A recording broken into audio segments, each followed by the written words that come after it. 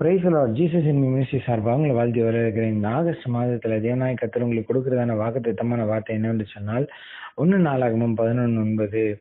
தாவீது நாளுக்கு நாள் விருத்தி அடைந்தான், சேனைகளுடைய கர்த்தர் அவனோட கூட இருந்தார். எனக்கு பிரியமான தேவச்சனமே, இன்றைக்கு தேவனாகிய கர்த்தர் உங்க கூட இருக்கிறாரு. இந்த 7 மாதங்களும் நீங்க நிறைய உபத்திரத்தின் பாதையில கடந்து வந்திருப்பீங்க. அநேகர் பாத்தீங்கன்னா செழிப்பின் பாதைக்குள்ள கடந்து வந்திருப்பீங்க. இப்ப ஆண்டவர் உங்க வாழ்க்கையில செஞ்ச அற்புதங்களை மறுபடியுமாய் மீண்டுமாய் அவர் செய்வார். ஆமென்.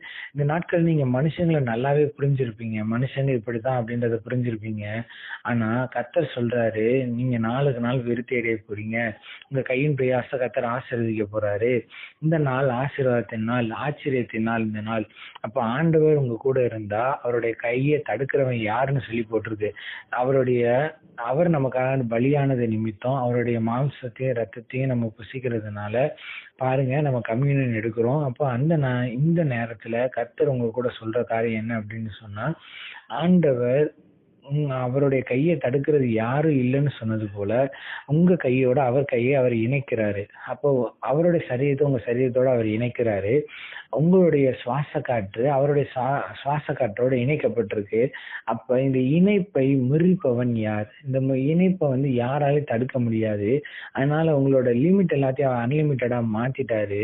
பாருங்க, உங்களோட ஊழியத்தை செஞ்சுட்டு இருக்கீங்களா? உங்களுக்கு ஸ்பான்சரே இல்ல, ரொம்ப சிரமத்தின் மத்தியில் இருக்கீங்களா? கவலைப்படாதீங்க, கர்த்தர் உங்களுக்கு ஸ்பான்சர் ஏற்படுத்துவாரு.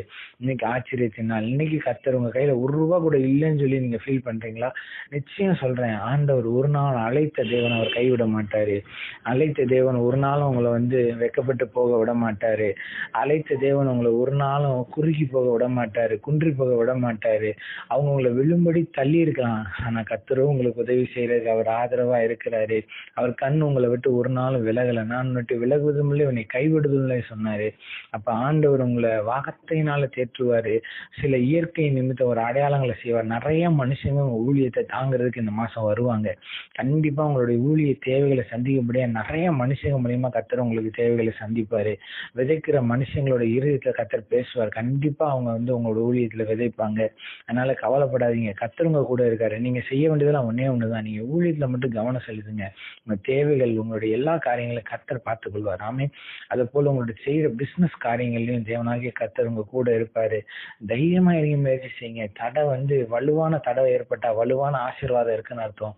அப்ப பிசாசானவன் உங்களுக்கு வலுவான தடையை உண்டு பண்றானா, குடும்பத்தார் மூலியமா, சத்துருக்கள் மூலியமா, உங்களுடைய குடும்பத்தார் மூலியமா, உங்களுடைய பிசினஸ் பண்ற இடத்து மூலியமா, யார் மூலியமா தடையை உண்டு பண்ணாலும் சரி, நிச்சயமா கர்த்தர் உங்களுடைய பிசினஸ பழுகி பெருக செய்வார். ஏன்னா பிசாசு என்ன செய்வான்னு சொன்னா, அவன் தடுப்பான், கர்த்தர் கொடுப்பார். அவன் தடுக்கிறத மீறி கொடுக்கிறதற்கு அவரால முடியும். நீங்க எத்தனை பேர் நம்புறீங்க? அவன் தடுத்தாலும் அவர் எனக்கு கொடுக்கிறது தான். அது எவனாலும் தடுக்க முடியாது நம்புனீங்கன்னா, அவர் மேல நீங்க உங்களோட முழு கவனத்தை செலுத்தினீங்கன்னா, கர்த்தர் நிச்சயம் உங்களுக்கு உதவி செய்வார். அவருடைய உதவியை நீங்க ஈஸியா பெற்றுக்கொள்ள முடியும். பாருங்க, அப்ப அவன் கர்த்தரை தேடாம இருந்தான் சவுல். அப்ப கர்த்தரை தேடாம குறி சொல்றவங்கள தேடி போனா, இன்னைக்கு நமக்கு சாதகமா தீர்க்க தரிசனம் வருமா, நமக்கு சாதகமா காரியங்கள் வருமானு சொல்லி நிறைய ஜனங்கள் தீர்க்கதரிசிகளை தேடி ஓடுறாங்க. ஆனா கர்த்தருடைய சத்தம் அவங்களுக்கு ஆல்ரெடி கேட்கப்பட்டாலும், இந்த வசனம் தானே நம்ம டெய்லி படிக்கிறோம்ல, இந்த வசனம் அடிக்கடி என் கூட இடைப்படுதுன்னா, அந்த வசனம் நம்ம கூட அடிக்கடி இடைப்படுதுன்னா கர்த்தர் நம்ம கூட பேசுறாருன்றத நம்ம புரிஞ்சுக்க முடியல. நம்ம இருதயம் எதிர்பார்க்கிற தீர்க்க தரிசனமான வார்த்தையை எதிர்பார்க்கிறோம். இந்த தப்பை மட்டும் நம்ம யாருமே செய்யக்கூடாது. அன்னைக்கு சவுல் செய்தது நிமித்தம் அவர் அவனை கொன்று போட்டார். அப்ப நம்ம ஆவிக்குரிய ரீதியில நம்ம மடிந்து போனவங்களா இருக்கக்கூடாது. நம்ம உயிர் பெற்று ஜீவனும் உயிர் தெழுதலும் ஆகிய கிறிஸ்து உங்களுக்குள்ள இருக்கிறதுனால கர்த்தர் இந்த நாள்ல உங்களை உயிர்ப்பிக்க செய்வார். ஆமென்.